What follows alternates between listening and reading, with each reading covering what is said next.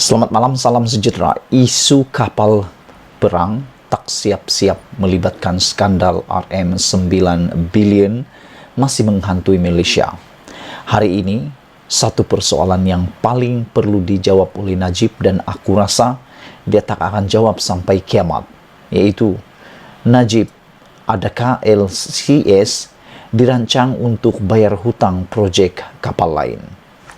Bekas Menteri Pertahanan Muhammad Sabu dan bekas timbalannya Liu Chin Tong menyoal jika bekas Perdana Menteri Najib Razak merancang dari awal mahu menjadikan projek kapal tempur pesisir LCS untuk membantu membayar hutang lapuk daripada projek kapal peronda generasi baru NGPV yang gagal. Ini berlaku selepas Najib cuba mengaitkan bekas Perdana Menteri Dr. Mahathir Mohamad dengan berkata bahawa dikaitkan Dr. Mahathir dengan Boasted Naval Shipyard Sdn Bhd BNS yang terpaksa menggunakan sebahagian daripada pembiayaan LCS untuk membayar hutang lapuk NGPV. Lihat, lain yang Najib nak sampaikan, lain pula yang Najib dapat. Najib cuba kaitkan dengan Tun Mahathir dengan harapan dia dapat menjadikan Mahathir sebagai tempat untuk menempiaskan isu ini dan dapat berkongsi masalah dengan Mahathir. Apa terjadi? Tak sampai 24 jam daripada mengaitkan isu kapal perang yang tak siap ini dengan Tun Mahathir, balik semula kepada Najib persoalan itu yang lebih teruk lagi. Nampaknya Najib makin melepaskan diri, Najib makin mencuci tangan, makin teruk lagi lah masalah yang dia hadapi, persoalan-persoalan yang dia hadapi. Apakah ini pertanda bahawa memang Najib sudah habis idea dan mati akal?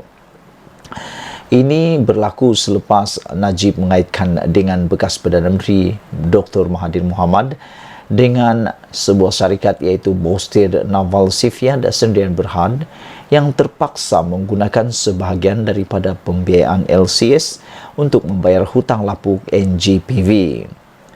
Pada tahun 2011, Najib sebagai Perdana Menteri ke-6 meluluskan perolehan 6 LCS dan memberikan kontrak tersebut kepada BNS. Adakah Perdana Menteri ke-6 memang memulakan projek LCS secara rundingan terus dengan tujuan untuk membayar hutang lapuk NGPV? Itu persoalan yang harus dijawab oleh Najib dan aku harap dia jawab sampai dengan segeranya. Jawapan Najib kepada soalan ini akan membantu kita semua memahami masalah projek LCS, kata Muhammad dan Liu pada satu kenyataan hari ini. Lebih RM6 bilion daripada siling RM9 bilion diperuntukkan projek LCS telah dibayar kepada BNS oleh kerajaan Malaysia. Daripada 6 bilion itu, berjumlah atau sejumlah RM745 juta digunakan untuk bailout projek NGPV, kata mereka. Muhammad dan Liu juga mendakwa penggunaan dana dengan cara begini merupakan satu jenayah pecah amanah di bawah Seksyen 409 Kanun Keseksaan. RM9.128 bilion ini adalah untuk menjayakan projek LCS, bukan untuk bailout projek NGPV. Alamak, ini lagi teruk. Adakah Najib akan menghadapi lagi pertuduhan baru pula melibatkan salah guna kuasa atau pecah amanah di bawah Seksyen 409 Kanun Keseksaan kerana penggunaan dana cara yang sebegini, iaitu projek sepatutnya digunakan untuk menyiapkan projek LCS namun digunakan pula untuk membayar atau bailout projek NGPV. Kalau itu berlaku menurut Muhammad dan Liu, ini adalah penggunaan dana dengan cara yang tidak salah, cara yang tidak betul dan merupakan satu jenayah pecah amanah di bawah Seksyen 409 Kanun Keseksaan. RM9.128 bilion itu untuk menjayakan LCS, bukan untuk bailout projek NGPV, kata mereka lagi. Pada asasnya, apa yang dilakukan di sini ialah menutup kerugian perjanjian lama yang gagal dengan perjanjian baru, kata mereka lagi. Jika kita ikut logik Najib, hutang lapuk NGPV adalah tanggung jawab Perdana Menteri yang keempat, maka segala masalah LCS adalah tanggung jawab Perdana Menteri keenam, kerana segala keputusan berkenaan LCS berlaku semasa Najib menjadi Perdana Menteri 6 dari tahun 2009 hingga tahun 2018, tambah bekas menteri era PH dan bekas timbalannya itu. Meskipun Najib cuba menuding kegagalan projek NGPV kepada Mahathir, Muhammad dan Liu berkata, Najib juga terlibat secara mendalam dalam projek berkenaan sebagai Menteri Pertahanan pada masa itu. Nah kan, kalau ini berlaku, semuanya berkaitan dengan mereka semua. Waktu Mahathir jadi Perdana Menteri dan waktu projek NGPV itu berlaku, Najib adalah Menteri Pertahanan pada masa itu. Mereka menegaskan projek kapal peronda generasi baru itu dibuat antara 1998 dan 2010, manakala Najib menjadi Menteri Pertahanan dari 1999 hingga tahun 2008. Serta dari 1990 hingga 1995. Mereka berkata, isu ini sudah pun bermula sejak tahun 1990 lagi, apabila Tentera Laut Diraja Malaysia TLDM mula merancang pemerolehan 27 kapal peronda. Selepas mendapat kelulusan pada prinsipnya daripada Kabinet pada tahun 1993, cadangan pembinaan dan pemerolehan kapal peronda telah dimasukkan dalam perjanjian penswastaan Naval Dockyard Sdn Bhd antara Kerajaan Malaysia dan Penang Shipbuilding dan Construction Sdn Bhd PSC dengan teratur untuk membentuk sebuah konsortium yang dipanggil PSC NDSB. Maksudnya, Najib selaku Menteri Pertahanan juga setuju untuk menswastakan limbungan ini, kata Muhammad dan Leo. Kontrak pemerolehan NGPV kemudian yang ditandatangani dengan PSC NDSB pada tahun 1998.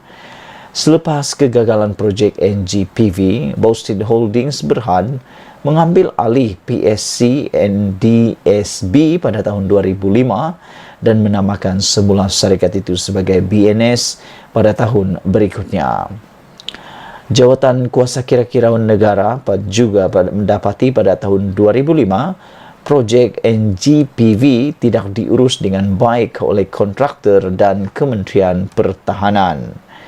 Selain itu, laporan audit Ketua Audit Negara pada 2006 juga mendapati projek NGPV mempunyai banyak kelemahan kerana Kerajaan dan Kementerian Pertahanan memberi terlalu banyak peluang kepada syarikat yang mempunyai isu keuangan dan pengurusan sehingga berkepentingan kerajaan tidak terpelihara.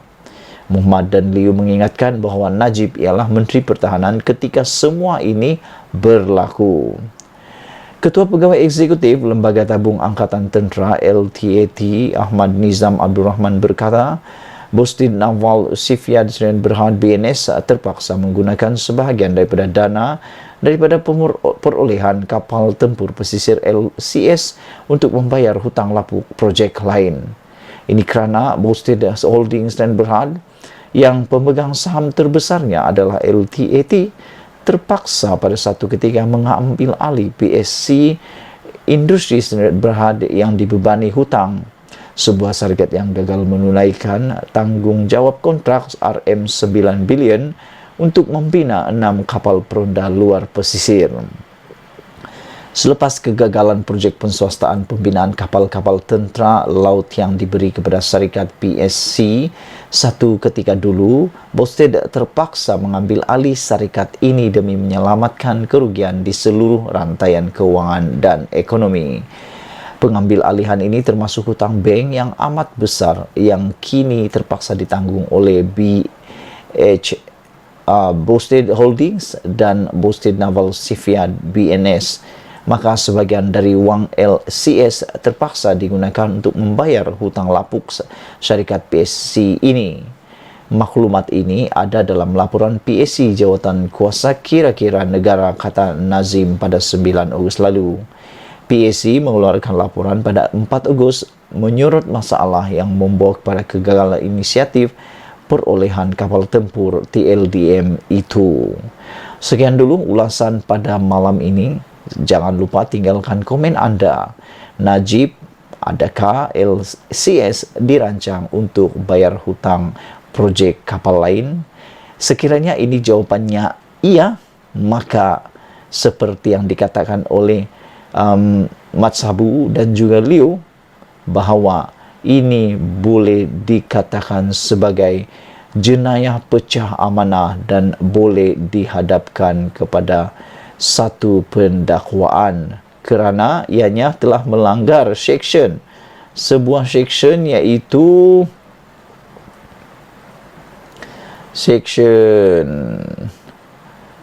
di bawah section 409 Kanun Keseksaan.